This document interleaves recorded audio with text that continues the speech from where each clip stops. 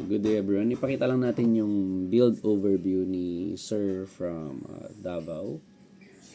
So, ayan. Unahin natin sa baba.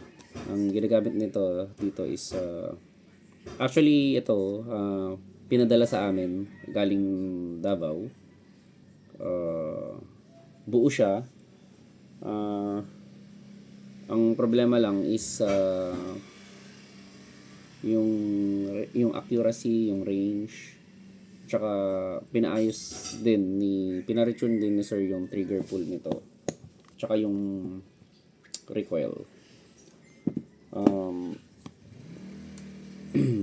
Ito, ang ginawa lang natin dito, ito pinapalitan na rin pala nito ni Sir, yung shielded. So, ang ginawa natin dito is pinalitan natin yung fire pin ng stainless steel kasi sira na siya yung fire pin niya. So ang nakalagay kasi na fire pin dyan is yung stock na fire pin.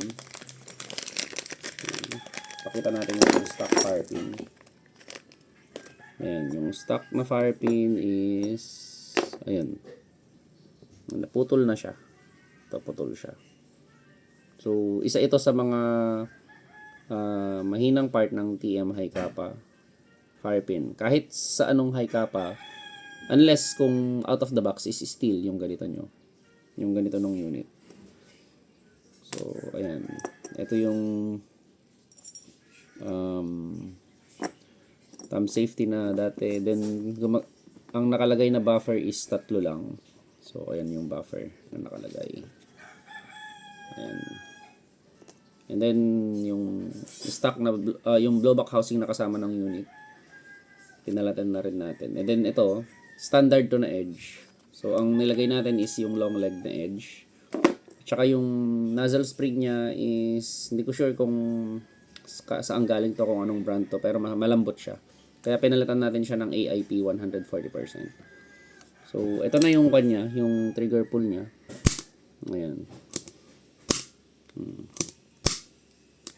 So, ayan. Then, yung screw pala nito, yung adjustment screw ng trigger is nawawala. So, nilagay natin. And then, yung adjustable trigger bar niya is in-adjust natin para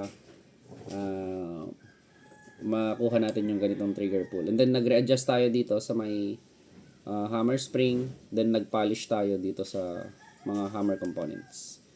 So, hindi ko na iisa-isahin yun. Dito naman sa taas is, ayan, naglagay tayo ng full set na edge buffer. Ayan, 1, 2, 3, 4, 5, 6. 6 na edge buffer. Then, yung kasama niyang dalawang washer. So, yung spring is 120%. And then, yung ginagamit nating chamber is 4UAD.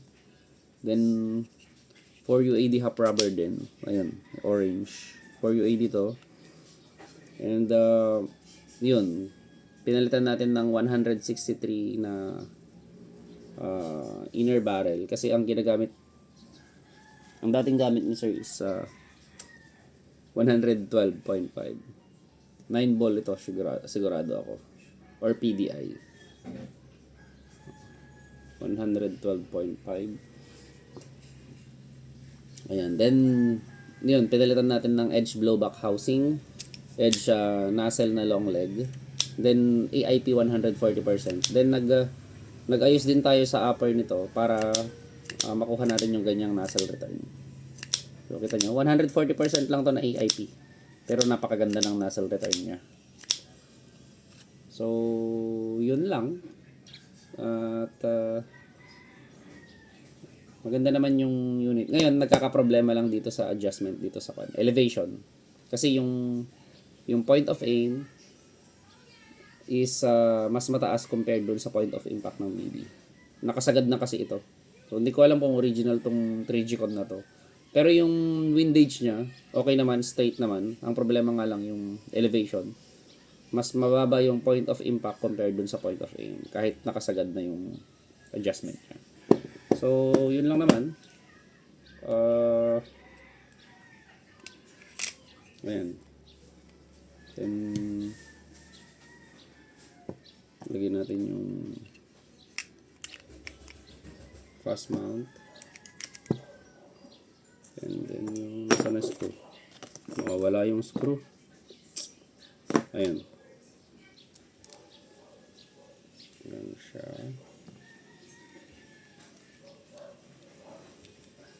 So, test lang natin yung recoil niya. Check lang natin kung walang.